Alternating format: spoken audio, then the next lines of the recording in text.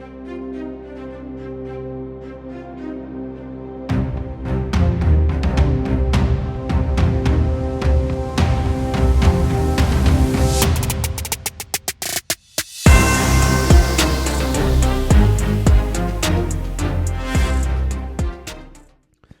for tuning in to the Football Talk Squadron. I'm Dutch. And I'm Pops. And welcome to the divisional round of the NFL playoffs. Pops sporting the big NFC champion 2025 Bears shirt. They got the huge win. I mean, as my dad pointed out, I know it brings you a lot of joy, but a colossal collapse for the Packers. Oh, yeah. 100%.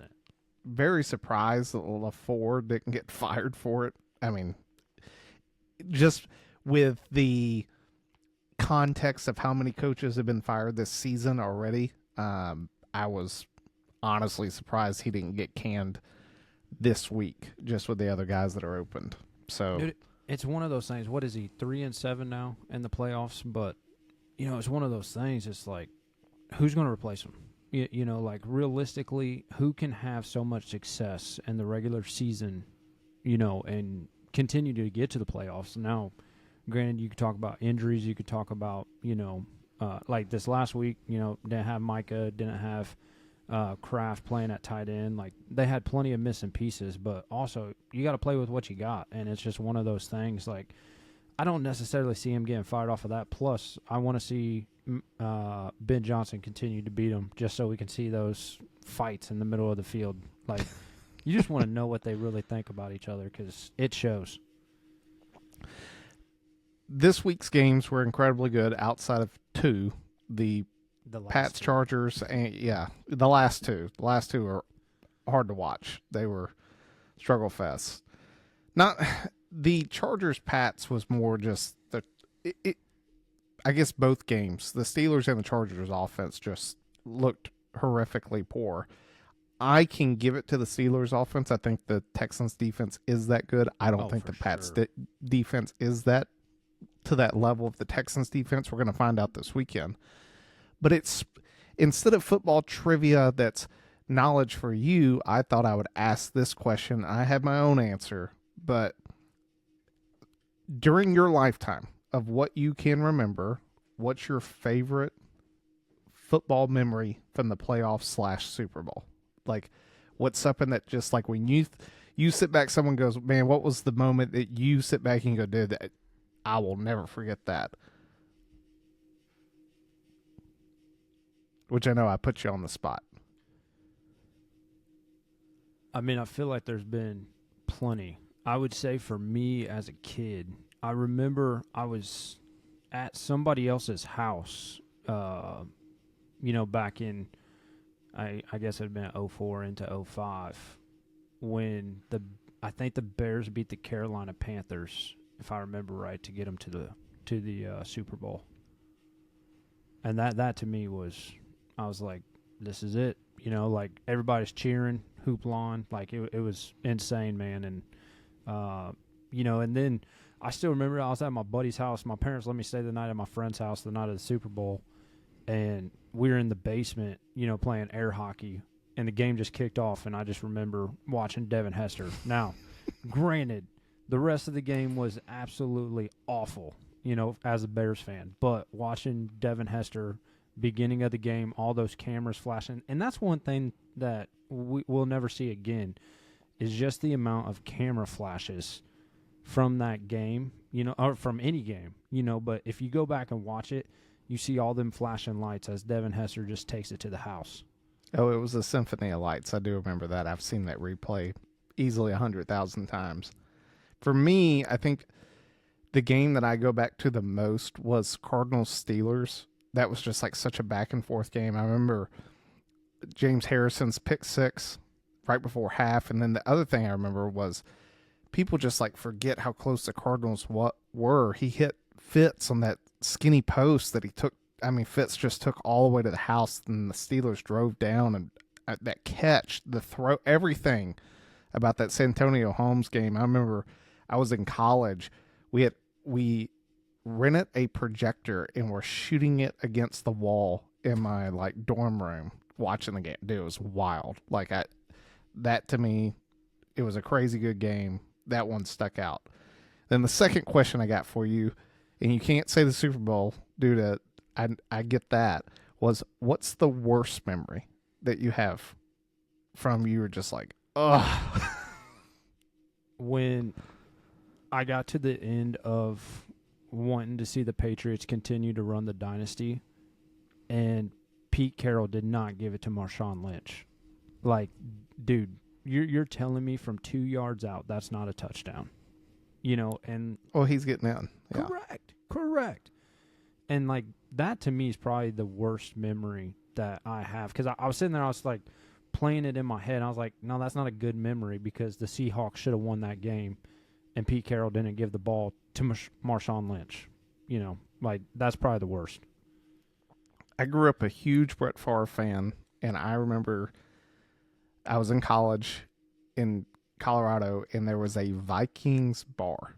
Let me tell you, there's a Buffalo Bills bar here in Atlanta that me and my buddy Zach went to, and I wanted to so bad last Sunday to go up, and I was like, it's just gonna be packed, but I should have went because they ended up winning. I sit back and I look at, I had been going to games that whole season. Like I saw Favre hit Lloyd in the back of the end zone against the Niners, like all these big moments. They play the Saints, and it was just like everything that they could do to lose that game they did. And then Bountygate came out afterwards. Like you knew that they were they took shots at Favre. Like they were hitting them every play, and then afterward it rubbed salt in the wound. But everyone in that building thought, like, we're going to win this game. And then Favre's pick at the end, you're just like, that was hard. But, yeah, figured I'd ask that I always sit back and, because Maul said it, like, when we were watching CMC, like, in like 20 years that, kids are going to be asking us, like, what was it like watching Christian McCaffrey play? And you're just like, unguardable, which we'll get to that. And now that he's got a new offensive coordinator again, Saquon, like watching that game between the two of them, like that should have been just the matchup in and of itself. And we saw what happened to Petula. It was like you had the one weapon that you underutilized the most all season, and it got you fired. Like, and honestly, it was late on the firing. Correct. Like we've been talking about that for a month at least, if not more. And it's just like, dude, like, give him the ball. A.J. Brown gone this offseason? Dude, he has to be. Like, I don't see how he's coming back. Like, it would be one thing if you were doing that on the sidelines, ripping into Sirianni, whatever. You guys would say, hey, we're friends. Like, that's just how competitors are, and stuff like that. But, like, at least catch the ball when you're wide open on a crucial down. Like, we talk about it all the time. Like, as a receiver, you're going to get hit. You might as well catch the ball. So you at least do something while you get popped. So that, before we get into the games, us talking about the Eagles, I did want to like sneak this in there because we only have 4 games. Let's talk about the teams that lost and what they have to do to get over the hump next year. So first game's Bills Broncos. So we'll start with the Jags. From the Jags perspective, what did you see out of them? I know it was a super close game for you going in the next year. What's your priorities for the Jags? Dude, for me, it was kind of like what we talked about, just the experience of not being there. Like they were in the game, they had every opportunity to win, and they just couldn't close it out. And that was one thing. They go up, and then it's like, well, Josh Allen's got all the time in the world. He's done this before, and so it's just one of those types of deals that in the crucial moments, the defense was unable to stop Josh Allen when they needed to the most. Like, I think ETN kind of said it pretty good. He's like, Trevor needs to play with a little more confidence. He said something like, be more cocky or something like that in one of his interviews, and maybe that's what it is. Maybe they need more leadership out of Trevor. But in the grand scheme of things, like this year, we've seen greatness out of him that we haven't seen, in prior years. They have to be able to hold on to the defensive guys first and foremost. The defense is good. Like they have a good, strong defensive front. I think the thing that I look at with the Jags on offense, two things. I think ETN for sure the starter. I think having that different change of pace back would be great for them. I honestly couldn't tell you who their second string back is. Getting choked up thinking about vouching for running backs. The second thing is, loved Christian Kirk. I like Brian Thomas Jr. I just thinking, like, Strange, it's not that he was bad. It's just he's not that difference maker at the position of tight end. I think finding a good tight end, especially to help Trevor be able to have a good check down option. Like, if Geno has Brock Bowers and Mahomes has Kelsey, it's, you know, even you look at some of the teams like the Bills, he's got Knox, he's got Kincaid. The Patriots have Hunter Henry. You know, the Broncos have Evan Ingram. They have a guy that's like super dynamic, and I think that it's an undervalued position when you have one, but it's you can't pay a high enough price to get one when you don't. And that would be my thing for the Jags going forward. We talked about the Eagles. Anything else that you'd add for them outside of what they've already done with firing the OC and possibly getting rid of AJ? Dude, I mean, you got Devontae, you got Goddard, you know, like, you still had the pieces, and obviously Saquon's coming back, you know, like, I think they need a little bit of help on the offensive line, you know, like, obviously losing Kelsey, like, it's just going to be more and more prevalent until they find somebody, you know. Lane Johnson was out too with an injury. Correct, and that's the thing, man. It's like that offensive line it's not the same unit because Kelsey's not leading it, and until somebody can, and they're not going to be able to fill his shoes. I'm not saying that, but like, until somebody can step up and actually do, you know, 85% of what Kelsey could do, like that's just what they need. Texans play the Steelers. What about the Steelers?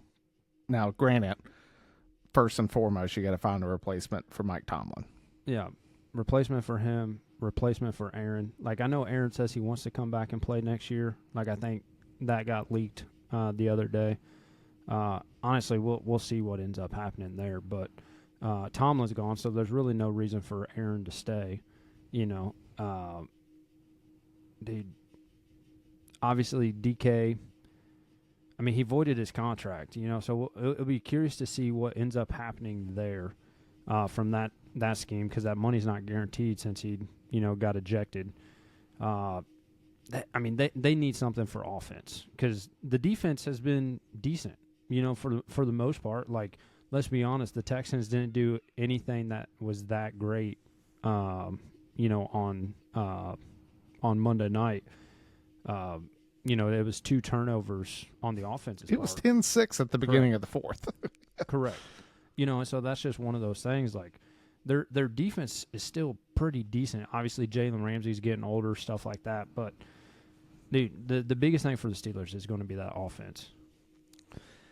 Yeah, the thing I saw about Tomlin that I was like, man, you know, you do have to give him credit. You know, not having a losing season, and then when you take a look back at what he dealt with, you know, 2 seasons of Kenny Pickett, and then Russell Wilson, and then Aaron Rodgers. It's like, in Justin Fields, too, to throw him in the mix. It's like, what other coach do you think that could have winning seasons dealing with that? Like, the Broncos couldn't do it with Russell Wilson. Like, other teams have shown they've struggled. The Jets couldn't do it with Justin Fields. So I'm in agreement with you. I think the Steelers are going to have to make one of those type of moves to trade up to go get somebody, because yet again, they're in this position where you're a little late in the first round to really go get a guy that you're like, dude, I really like this guy at quarterback, and to commit building a team around him. I do think that's the position that they're in. I feel bad for TJ Watt. He's getting it. He still has never won a playoff game with the Steelers, and he's getting up there in age. You know, I look at Hampton's probably done, or excuse me, Hayward's done. Too much money. They need to find a quarterback and really do a good rebuild. They're getting to the age with some of their guys that you're like, hey, you're at the end of that clock, that you're now paying more money than they're actually worth. I think that DK should be gone, honestly. Reminds me of A.J. Brown. Also reminds me, we'll talk about him in a minute. I know you already feel about him this way. DJ Moore. Like, DJ has at least caught the balls, but when you put that DV attitude, it's not just the attitude. Like, I can deal with the attitude if you produce. Yeah. But no one's going to say anything. Why? Dude, touchdowns win games. But when you drop wide open passes like both of those guys did, I have zero sympathy for you. Period. So, Patriots, beat the Chargers outside of just saying health. What would you say for the Chargers they need to focus on? I mean, I think it's kind of what Maul alluded to. I wish he was here tonight so he could speak on it himself. It's like Herbert's gotten all this praise, and everybody's like, they find reasons to overshadow his lack of performance in the playoffs. And, it goes back to when they lost to the Jaguars. Had the big lead, blew it. They had plenty of opportunities in this game, and they just weren't able to move the ball, convert the first downs and, keep the drives alive. And that was really I understand that towards the end of the game they were really starting to get to him quite a bit. But, I mean, there was just a lot of mistakes I felt like on Herbert's part that he probably wants back. And as far as fixing that team, like next year, yes, that line should be healthy again. They'll get a couple guys back that haven't played for most of the year. They need a running back, in my opinion. Hampton was limited because he got hurt. Vidar, I think he started the season as like the third string. They don't have a solid back in the backfield to help out Herbert. And then Ladd McConkey's still Ladd McConkey, but Quentin Johnson finally figured out how to catch a football this season. But it's like relying on that production to happen next year, like that's a big question mark. So I think he needs another weapon because obviously Keenan Allen he's old. Nothing against him. He'll still catch it if you need him to, but he didn't do that. Well, that's true. I think he had 3 catches for like 25 yards or something the other night. But it's like they have to fix that offense. Obviously, they fired Roman over the when everybody got fired the other day, and they're going to bring in a new system. So it'll be curious to see. It's one of those things too. It's like now Justin Herbert, this will be his 4th system because he started with Kellen Moore, I think, when he first got there, and then it's gone to Staley, and then now with Harbaugh a couple years. Like, I mean, my man's playing a lot of different systems, and maybe that's part of it. But we could go back to the college and talk about that because he was not able to win in the playoffs in college. So, there's question marks there about his performance in the big-time games as well. Because, I mean, that defense, let's be honest, that defense was, pretty great all night, in my opinion, minus a couple of missed assignments. But Drake May helped him out with his inaccuracy. I hope – that's the one thing that I hope people took away from this game. Drake May is not the MVP. Like, amen. He missed so many passes, and like we even talked about it. It was that skinny corner to the tight end for a touchdown. Couldn't hit it. The dude had 2 steps on the back, and it's just like, dude, a 20-yard or 25-yard pass, we could hit that, And like I get it, we can all sit from our couch, while he goes and cries in his millions of dollars. But it's like, dude, you get paid to make that throw, and it really wasn't that hard of a throw. Nobody was in your face, like just inexcusable in a game like that. Well, and we'll get into that with the Patriots. They do a lot of short game passes, and that's why he's so super accurate. It's because he's not throwing the football super far down the field. With the Chargers, the thing that I go to is with Mahomes, with Burrow, with a lot of these guys, with the Lions, we were willing to give those guys a pass. Why? Their offensive line sucked. And honestly, that's what happened with the Chargers. Like, injuries killed them. They have Joe Alt. They have Slater. They have guys that are going, when healthy, we know what they look like week 1 against the Chiefs. Like, they have a good team. I'm in 100% agreement with you in terms of even with Amari and Hampton coming back, I think having another back, the Bears have it with Swift and Monangai. the Lions have it with Montgomery and Gibbs. Like, having a two-headed backfield does wonders for your offense. I really think that as good as Quentin Johnston's played and as good as Ladd McConkey is, neither one of them are true wide receiver number ones. Yeah. That's what they need. Like, they need more weapons for Herbert. Like, Herbert has shown that when given the weapons and given time, he's good. The only other thing I sit back is I love Khalil Mack. He's just old. They've got to get a defensive end that can get after the quarterback. That was the big thing that I took away from the game, is that as much as May didn't look right, they still gave him too much time for what they should have had. For sure. Rams beat the Panthers. Panthers, surprise team, coming from as bad as they were last year to stinking in the playoffs. Thoughts on for them to improve? Where's Xavier Legette?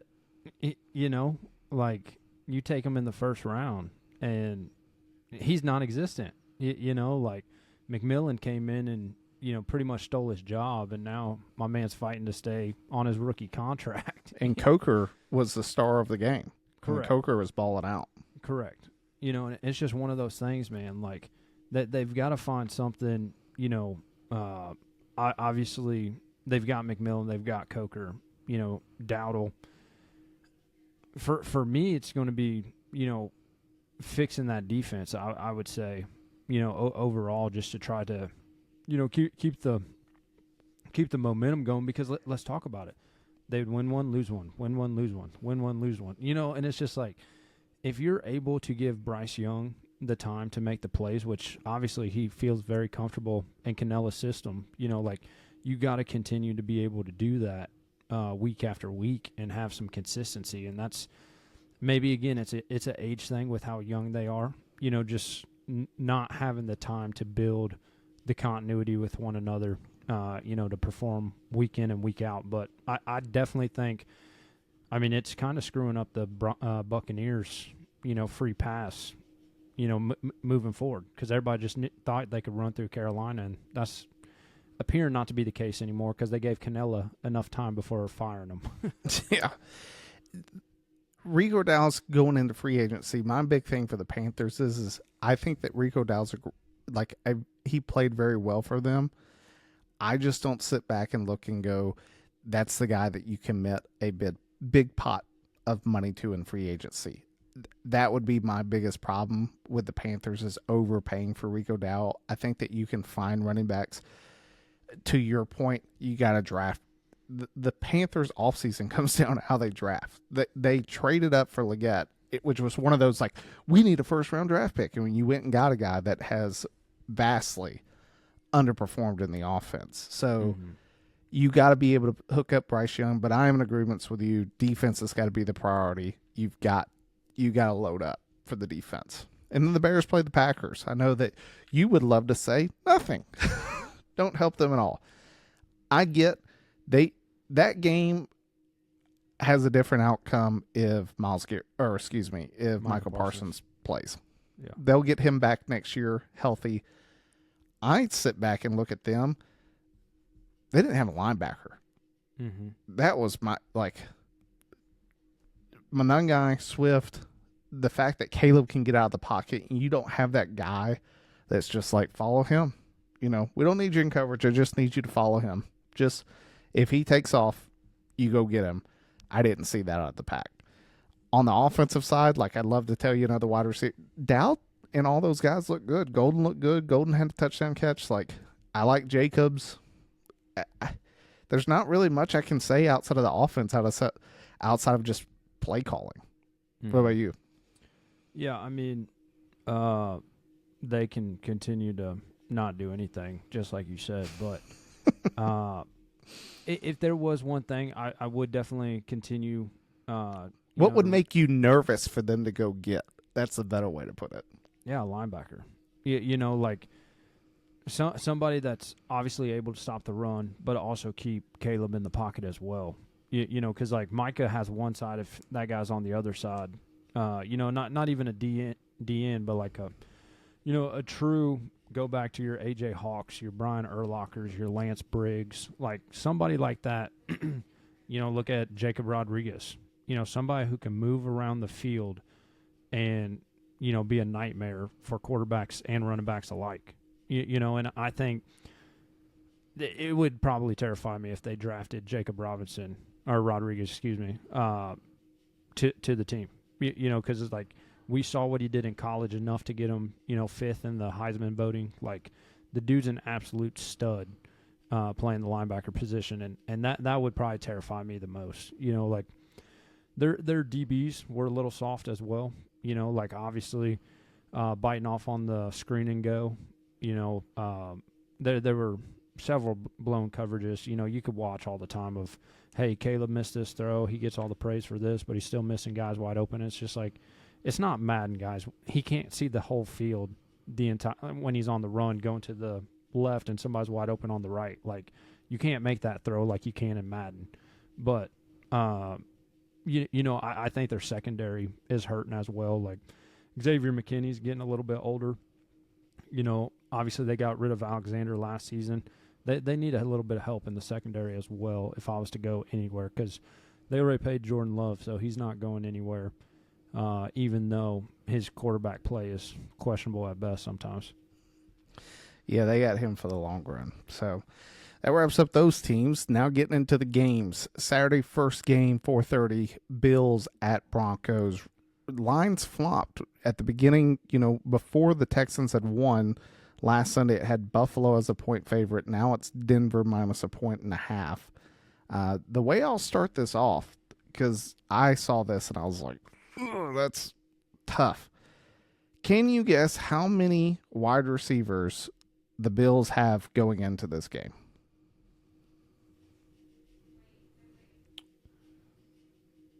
3. The only 3 guys listed on the roster that are not on injured reserve are Keon Coleman, Brandon Cooks, and Khalil Shakir. So you're down to 2. Yeah, I mean, Keon, that to me, I get super nervous. They're going to have a lot of 2 tight end sets. Like, they're going to have Kincaid and Knox, who are fantastic, not to take anything away from them. But you've got to give your wide receivers breaks every play. It's going to be on Josh Allen to be Superman again, as he was in Jacksonville. That's probably the greatest tush push I've ever seen. Honestly, like, I've never seen one that had more of an impact in terms of game play performance. They almost scored. If he had just fell on that guy just a little bit better, he's in the end zone. Does Josh get it done against Bo Nix? I'm going off of what we said last week, where I know that we picked the Jaguars to win, but it was kind of one of those things that we kind of got off on a tangent of, if this isn't Buffalo's year, the door is closed. And I'm going to ride with Josh Allen just because we haven't seen Bo Nix in the playoffs yet. And guess what? We saw Drake May in the playoffs, and he looked pretty dang bad. So I'm kind of in the same boat of Josh has been here. He knows what to do. He's not going to get rattled in these situations where I think we've seen time and time again with Bo Nix playing this year with the sophomore slump. Like, I don't trust. The good news is that Denver has the defense, but I still think Josh can outplay Bo Nix. And if they get the run game going, I think it's going to be the Bills are going to walk out a mile high with the win. You take a look at the Jags. I would take Trevor Lawrence over Bo Nix. Yes. I would take ETN this year over RJ Harvey. I would take Brian Thomas, Christian Kirk, and those other guys, wide receiver core, over the Broncos wide receiver core. And then when you look at performance, I think the Jags have played statistically better on paper and just on the field than Denver has defensively. Yes. Just to go back to what you started off the conversation with was perfect, is we really sort of set back and go, man, if they could get through the Jags, I think there's a real clear path for them. I think in every way the Jags were a better team than the Broncos. We're just talking the reason the Broncos were the number 1 seed. It's just pure wins and losses. It's not a committee voting. Funny how when a committee doesn't vote, we get good games. That was either you or Maul that said that. I can't take credit for that. But from that standpoint, dude, I'm going Josh Allen too. Like I can't sit back and go in this game that I'm going to trust Bo Nix to win it for him. Now I'll take my odds with Josh and the Bills to go to an AFC Championship game, 1 game away, and we'll figure out who that's going to be here in a second. Next game, Niners Seahawks. Seahawks -7. Niners come off huge win against the Eagles. I know the Eagles. Funny enough, I wish I had recorded it. My dad called me and was like, "What's your prediction for the game?" And I go, "I think the Eagles are going to win, but in terms of that's who I picked, but I really think that the Niners can do it." And he's like, "Well, what do the Niners need to do?" I go, "The Niners just need to score more than 20 points." And sure enough, the game Philly ended the game with 19 points. It was like that was the truest statement. It was like if they could just get the 20, I think they were going to win this game. Going into this game, I mean, it's been tight. Like week 1 was 17 to like 10. The last time they played was low scoring. I sit back and I just go, if they can just fluster Sam Darnold, they win this game. Like, I think Purdy and what they've done with all the injuries has been incredible. They lose George Kittle. There is a slim possibility, but there is a possibility that Fred Warner plays this week. Yep. Shanahan said he wasn't going to, and then Fred Warner said, we're going to find out. Like, I'm not saying that I am, but it's a day-by-day thing. This one's tough. Like, I like Seattle's defense. I like the Niners. I like Christian McCaffrey. What are your vibes for the games in terms of? And that's the thing too, is that we've got the recency, of the final week of the NFL season, and it's like, I just don't see now that. I mean, granted, they were playing for the number 1 spot in the NFC. Like, I'll give them that. That was something that they were playing for, but what Sam Darnold are we going to see? And until that Sam can prove that he's going to win that game, Brock Purdy's been here. C-Mac's been here. Like these guys know exactly what it's like. Shanahan has coached here. And like it's one of those things. I think Shanahan's good enough as a coach to see, because let's be honest, 3 weeks is not a long time, to change out schemes and do something completely different that you haven't been doing all season. So I think Shanahan has enough time to go in, and get the opportunity to, review film, change up the schemes. I think 49ers walk away this week. I really do. I mean, we're 2 for 2 now because I was thinking you were going to go Seattle. Dude, I'm taking the Niners too. Like, yeah, dude. Seattle's -7, and everything in me is like, nah, dog, this has not the 49ers to win this thing. Like, that's just the current vibe I'm getting from the game. Yeah. Is that they go into Seattle and they pull off a shocker. Well, did Seattle beat them the first time they played too? No, they split it. Okay, they split. Well, I mean, even then, man, like I think Philly's defense is better than Seattle's. They're still both really good defenses, but I think for the Niners, it's like, we played without Kittle for the majority of this game, and we won. We can beat Seattle. We can beat these guys. Yep. Then going into Sunday, we'll see how we line up on these. Texans, Patriots. So Texans, C.J. Stroud has 2 fumbles, almost lost 2 other ones on bad snaps, had the interception. They still end up beating the Steelers really based upon how, that defense was rocking the entire game. Going against a Patriots team that, as you said, I look at the Patriots and I go, if anything, this should have put like some warning flags up that they're not as good of a team as people had them billed as. Well, they got New exposed. England. Yeah. New England's -3. What do you think determines the game? C.J. Stroud. If CJ Stroud can hold on to the ball, Texans win this game. Like, I'm still going to choose the Texans to win because, I mean, that, in my opinion, that is a Super Bowl defense. You know, like the way that they came out and played, yeah, dude. In my opinion, they are a Super Bowl winning defense. Obviously, they don't have the offense to match, but after seeing the offense out of the Patriots against the Chargers, dude, they're going to get eaten alive by the Texans. Instead of just saying CJ, that was going to be my answer was CJ. I'll give two answers that tie into him. One, Nico Collins hopefully can come back from the concussion. I think having your number one guy to throw to is so important in the game. And then the other one that they were hitting the Steelers with it, and it was like they wouldn't fully commit to it. Give Woody Marks the football. Like, run the ball. Run the ball. When your quarterback's struggling, they were gashing the Steelers. And they wouldn't fully commit to just being like, that's what the Bills did back when me and my dad went to the game. Oh, that play worked? Keep calling it until they stop. Literally, TJ Watt said after the game, he's like, I had never had a team run the exact same play that many times on us.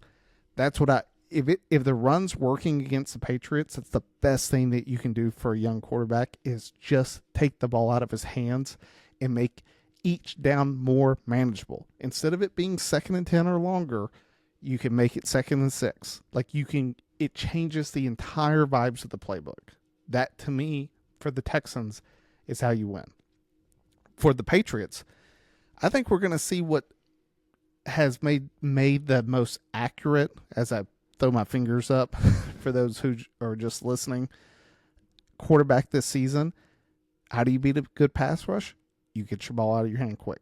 Yep. The good thing is, dude, let me tell you, D'Amico Ryan's got them boys tackling. Petrie was laying lumber that game. Like, loved it. That they have to be able to complete those short passes without turning the ball over, because the Texans can play defense. Like, they have very aggressive corners, and that's the only thing that I can see. Like, I don't see the Patriots keeping Drake May upright the entire game. Like, if they do, they win without a shadow of it. Like, if they keep him clean in the pocket, they'll kill the Texans. But if they struggle pass blocking, they're going to lose. Well, and that's one thing, too, was that the Texans only gave up, I think, 167 yards of total offense. You know, like, I go back, I mean, it was 16-3 against the Chargers, but total yards, all right, I guess they almost have 400. All right, I lied. It was the Chargers that they only had 200 yards. But with that being said, like, Drake May showed putting up 400 yards, he can only put up 16 points, you know, in a playoff game. So it's just one of those things that I just don't trust. I just don't trust him. And, you know, just for you, here's a little trivia for you. C.J. Stroud now outranks this quarterback in playoff wins in Texas. Romo? No. In current starter. Current starter. Yeah, in Texas. Oh, Dak Prescott. Yeah, dude, it was just a dig because Dak's only got 2 and CJ's got 3. I love it. Yeah. Oh, I love it. That's fantastic. Oh, man. Anytime you can spill a little hate on the Cowboys, I'm down for it. The other thing I saw stat-wise is now the Texans with that win have more playoff wins than what other NFL team. Another NFL team now ranks dead last. The Texans were last, but they only came into the league in the early 2000s. This team is one of, I think they are the oldest team in the NFL. They now have the fewest playoff wins. Who am I talking about? The oldest team? Well, the Bears are the oldest team. Well, before they were the Bears, they were who? The Decatur Staleys. Well, and what was the other team? Green Bay Packers. Who's that? Talking the other one. Cardinals? That's it. The Cardinals now have the fewest playoff. I thought the Cardinals were up in Chicago for a little bit. Am I wrong on that? They were Chicago Cardinals. They were the Bears and the Cardinals. That's what I was trying to lean into was that. you took it all the way back to Bears history. We know the Bears have won more. But yeah, the Cardinals now own the record for, which is funny because with the Bears winning, they also now, you sent me that text because I asked you that trivia question. You're like, suck it, Cardinals. You take that record for longest streak in the NFC, which they own that. And now they own the fewest playoff wins in NFL history for an organization. Texans have them beat by 1. So here's the question. Who's winning? Texans, Patriots. Give me the Texans. We're 3 for 3. I'm taking the Texans.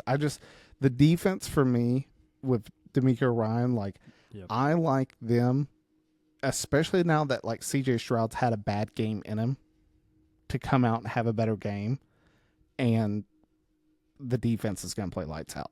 And I think it helps us with our argument of how easy the Patriots had it to get here, because in all reality, all they had to play were the Bills. Mm-hmm. You know? That's it. Then the evening game, the one that I put the 2 jerseys up.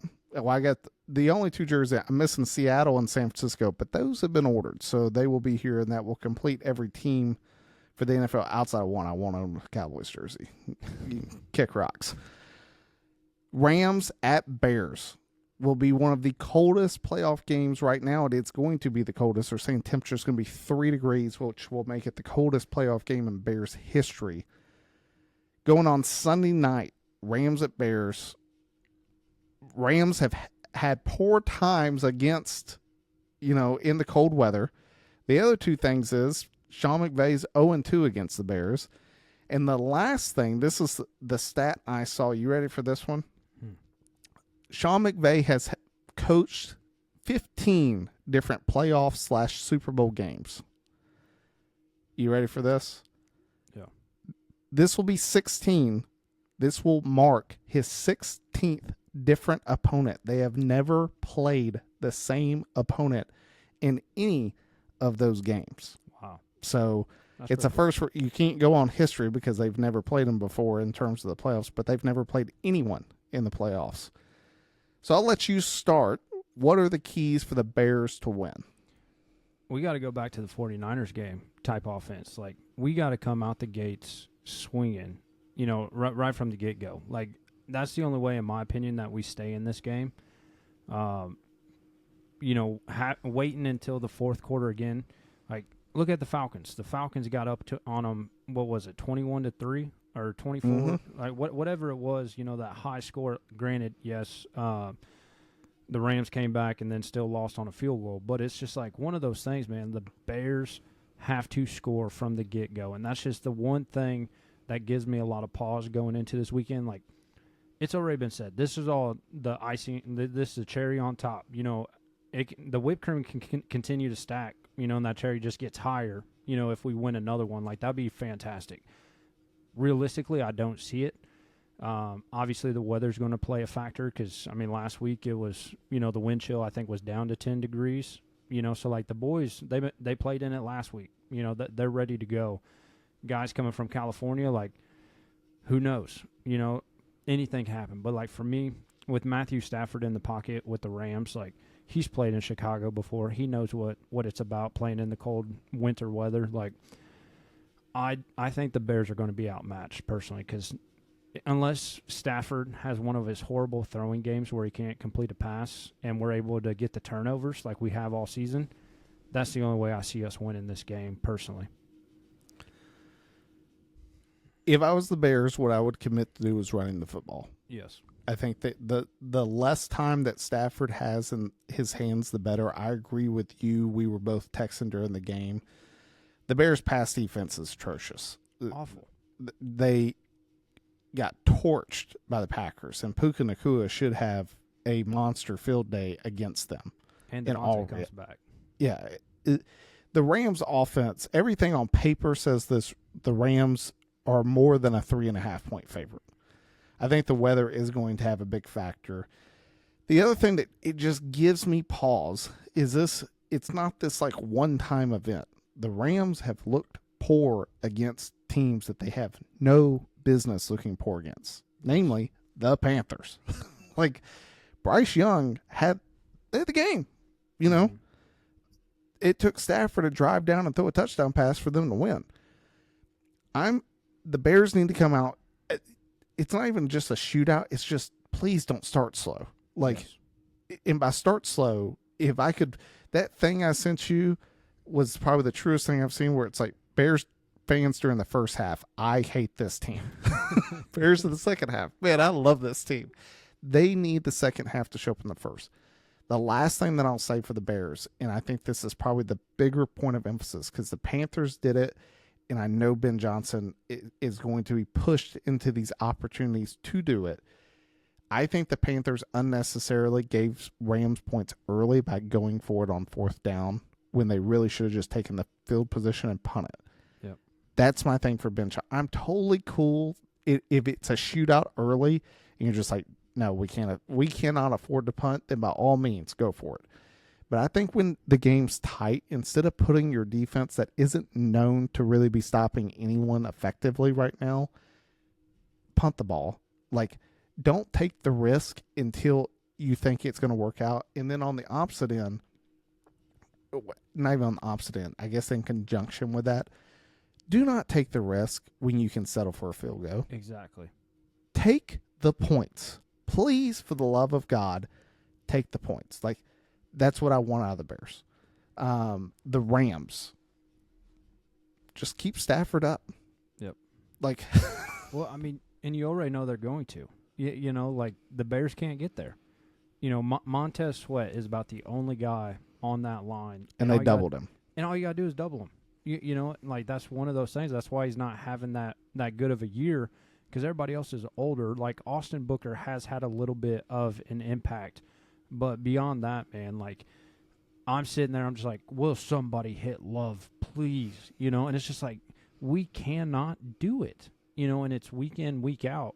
We're unable to do that. And unless the quarterback throws an interception, we're not getting the ball back. And it's just, that's the one thing that I think Stafford's just going to have a heyday, in my opinion, because Puka's unguardable.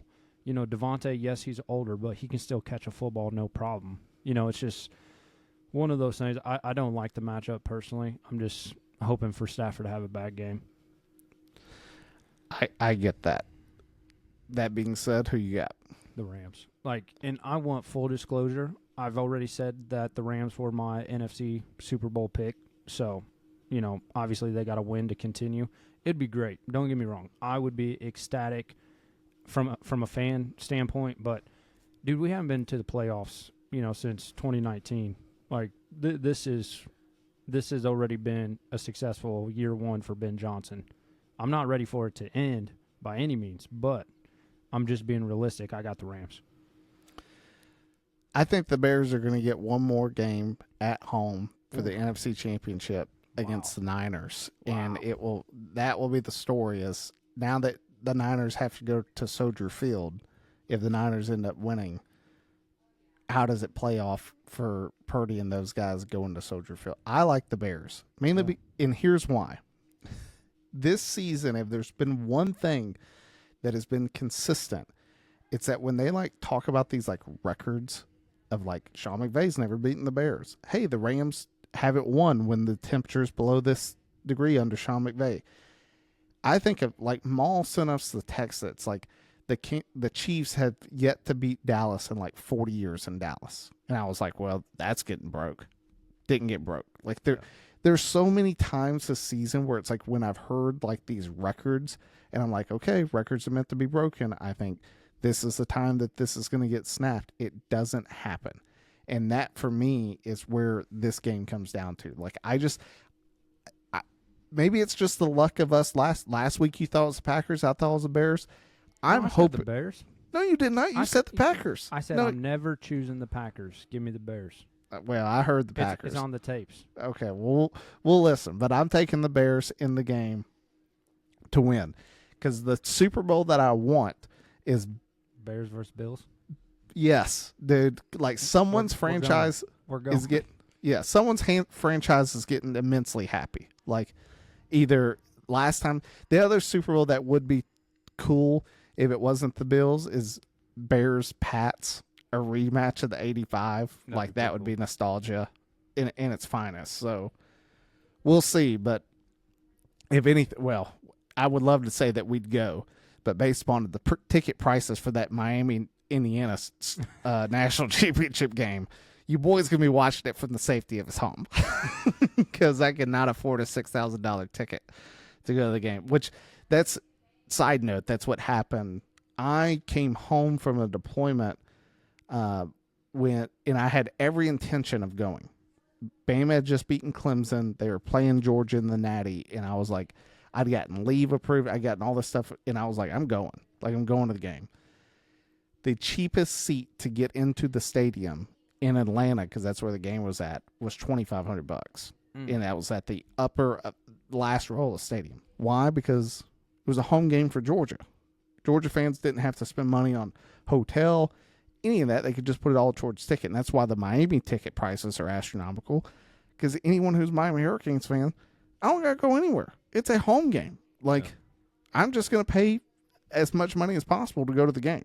And it also helps that it's two franchises that haven't been in a while, so it's driving up the ticket price. Guarantee you, if the Bills make the Super Bowl, those tickets, I could cut off both feet, and I still ain't getting in for the price. Like, it would be an expensive game, but we can always have a Super Bowl party at the house. So, but outside of that, you got anything else? No, man. All right, man. Well, thanks for tuning in for the divisional round. We'll get back to you with the conference championship games. Hopefully, Pops is still in a good mood. Who knows? If I'll make you this deal: the Bears get to the Super Bowl, no matter what, I'll get you a Caleb Williams jersey. There we go. There you go. So, all right, time to pull chalks. We'll see you guys next week.